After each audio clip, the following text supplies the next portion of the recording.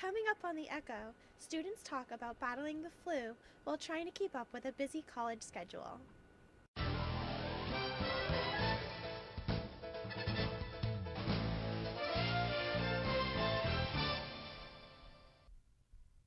Loyola students and faculty are racing for a good cause. We'll tell you why. I'm Kerry Johnson. And I'm Brittany Brin. That story just ahead. Plus, find out more about the popular music filling the air around Loyola's campus. Welcome to this semester's first edition of The Echo. But we start with an important story that affects your health. Many have been hit hard by the flu already this year. Doctors say it's the worst it's been in years, and college students are even more at risk. Reporter Taylor Morello has the story. The flu's bad. It's pretty terrible. Not only because it's painful to have, but because you miss so much. Alyssa Sutherland is just one of many Loyola students who has had the flu this winter. The flu is hitting people very hard this year, but it's especially taking a toll on college students. I missed 4 days of classes. I had to take a lot of medication. I missed the Super Bowl. There was and I got a lot of other people sick. On college campuses, it's tough to stay healthy. Nurse practitioner Katrina Bailey says there's many reasons for this. With college students, everybody's on top of each other, whether it's in the classroom or in their dormitories. They're not eating well or drinking enough fluids as they should. They're under a lot of stress, so their immune system is always very stressed. So how can college students stay healthy and avoid the flu? One way is pretty simple. Oh my gosh, the best thing to do for sure is number one is get the flu shot. Get the flu shot. You can still get the flu after getting the flu shot, but it definitely is less in severity. Other ways to prevent the flu include washing your hands and using hand sanitizer after you've been in public places such as Boulder, Iggy's, or even classrooms. A big concern for many students about getting the flu is missing class. But Sutherland says she's found that most professors are pretty understanding. All of them had said, stay away, get healthy, make sure that you take care of this, and most of them were more than understanding about extension. So if you develop flu symptoms such as a high fever and chills, or are simply worried you might get sick, go to the health center to get checked out immediately. And if you haven't gotten your flu shot, think about getting one sooner rather than later. Reporting for The Echo, I'm Taylor Morello. Thanks, Taylor. Staying healthy on campus isn't just about preventing the flu. It's also about eating healthy. Loyola is hoping to help students do just that by making some changes to the dining program. A new dining and catering vendor has been hired. The Parkhurst Company is focused on fresh, local, made-to-order food. No word yet on how this will affect current dining plans and places, but food service representatives say Boulder, Iggy's, and Starbucks are staying put. The new dining services will start this summer. If you don't have a Loyola dining plan, chances are you eat off campus.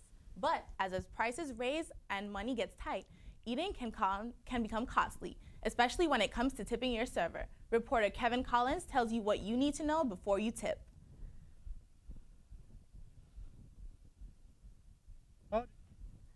Students might see their savings drop. And with the stereotype that college kids are poor comes another belief. They don't tip. But my father is a barber and he relies on tips, which is why he always tipped well, which is why I always tip well because of him. Ray Blanco says many times students are just unsure about the tipping process. They don't know what it's like to be a waiter or a waitress. I work with servers though who are always like complaining about people who don't tip them well, and I don't like to hear that because that means it affects how much money I get at the end of the night.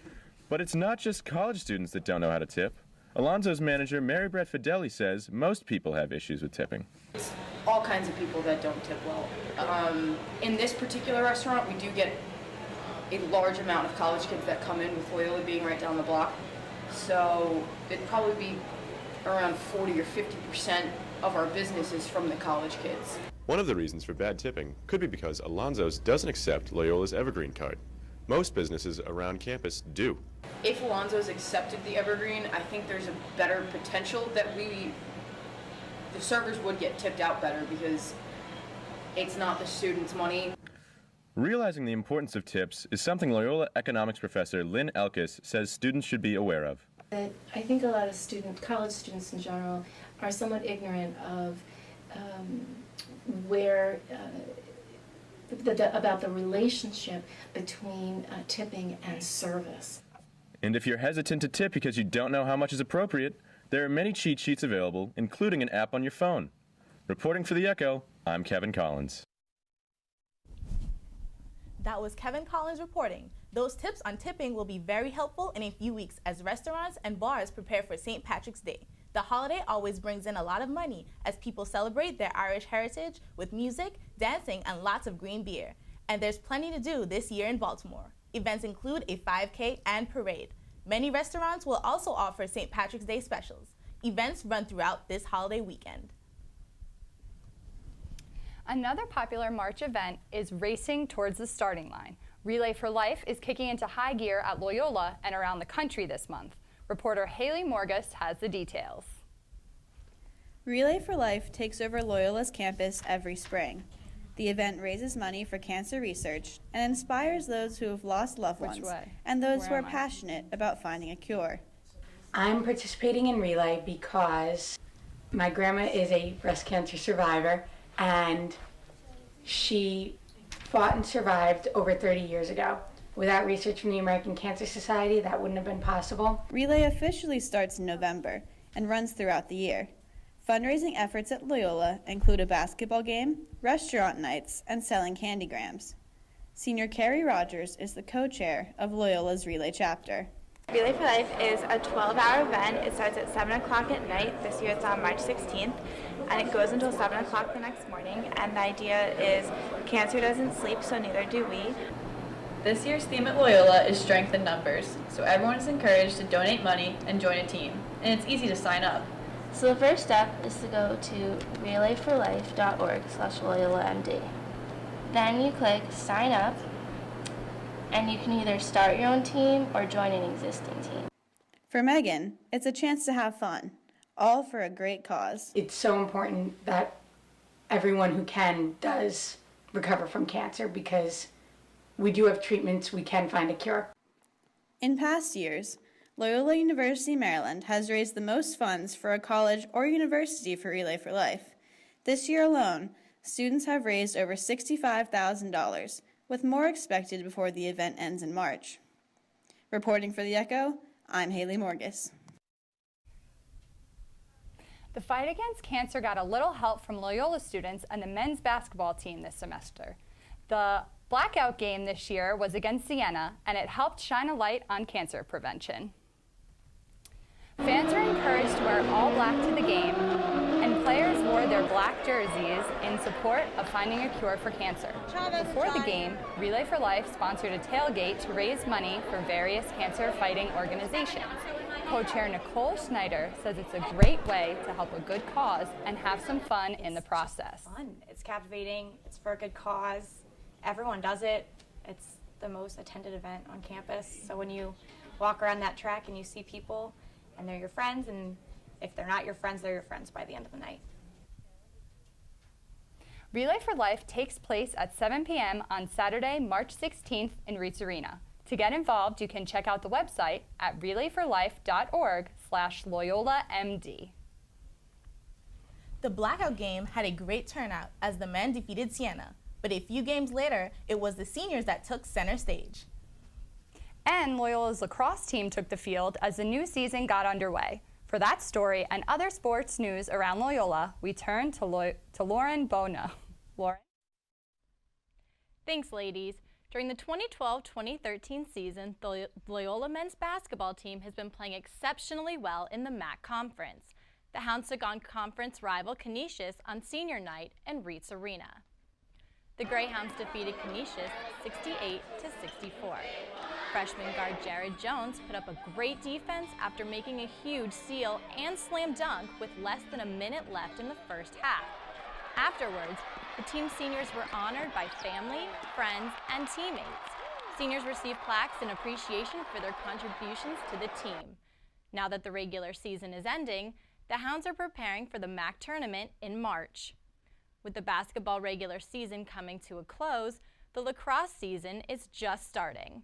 The Lady Hounds played Penn State in a home opener.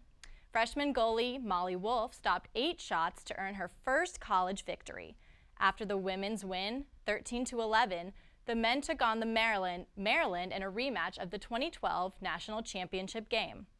The Terrapins came out strong with a 5-0 run, while Loyola put up a good comeback. The top-ranked Hounds were defeated by second-ranked Terrapins 12-10.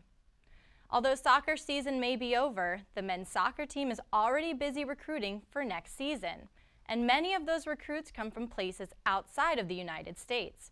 I sat down with players and their coach to learn more about the recruitment process. I had a more developed relationship with the coaches here than I did anywhere else, so that definitely affected my decision. Zach Tweddle is one of 7 soccer players from Europe on the Loyola University men's soccer team. Choosing to attend and play for a university across the Atlantic was a difficult but not impossible decision for Tweddle. My main decision was based on academics and the fact that I already knew 2 of the guys at Loyola. Tweddle is from Newcastle, England, and says he's enjoyed his experience at Loyola both on and off the field. However, he finds his greatest reward in being a mentor to the younger international players.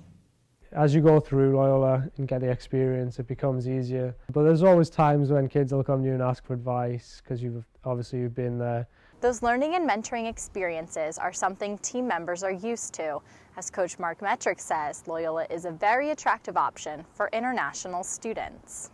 We don't have American football, so the soccer here is a primary sport, and you look at our facilities in our stadium and very professional environment. During the off-season, Metrick spends much of his time in European countries recruiting. I recruit in Europe. The first reason, I guess, is because I'm from there. I think as a mid-major program, it helps us compete. It's difficult for us to recruit the top American player because of the ACC and the Big East. So I think the European or the international player is trying to even the playing field a little bit. Metrick says it's important to provide everything new international players need to feel at home in Baltimore. We bring them in the summer for summer school to also transition to Loyola and build relationships before our season gets underway. The transition is helped by the fact that we are playing soccer a lot, we have a lot of games, and we're training a lot. I enjoy the lifestyle in America a lot. It doesn't bother me too much that they say soccer over here. If I go home and I was to say soccer to my friends, then they wouldn't like it very much, but I'm kind of used to it. Regardless of what you call the game, for Loyola's soccer team, international players will always play an important role on the field and in the classroom. The soccer team continues its recruitment process all spring, and we wish the best of luck to all of our Hounds in upcoming events. That's all for sports. Kerry and Brittany, back to you. Thanks, Lauren. Finally today, we bring you the sound of music across Loyola's campus with a twist. Loyola music groups have been long making music without instruments, thanks to the Belles and Chimes. Reporter Allison Noira gives us an inside look at what it takes to sing a cappella.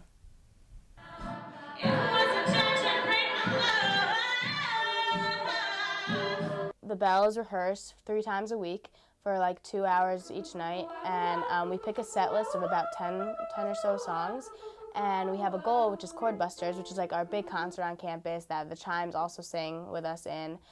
The Chimes are the only and best all-male a cappella group on campus. We've been around for a long time, since the early 50s, I think. A cappella groups have become big in recent months. A cappella is singing without instruments. Your interpretation of the background and the solo, and just kind of making that your own.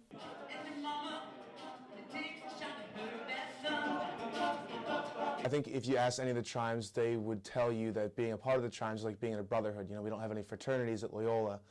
And I'd say being in the Chimes is probably the closest thing you could find on campus to that. Belles is a place to come and sing with people you love to be around, and yeah, just doing what you love to do with the people you love.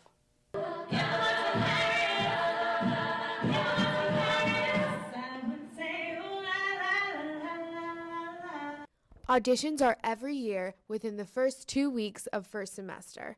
Visit the Belles and Chimes Facebook pages for more information. Reporting for The Echo, I'm Allison Nuara. Chordbusters tickets go on sale in April and usually sell out quickly. Kerry, I can't wait for this year's show. Me either. It's actually a really fun time. This year was the first time I even got tickets for it. That's how quickly it sells out.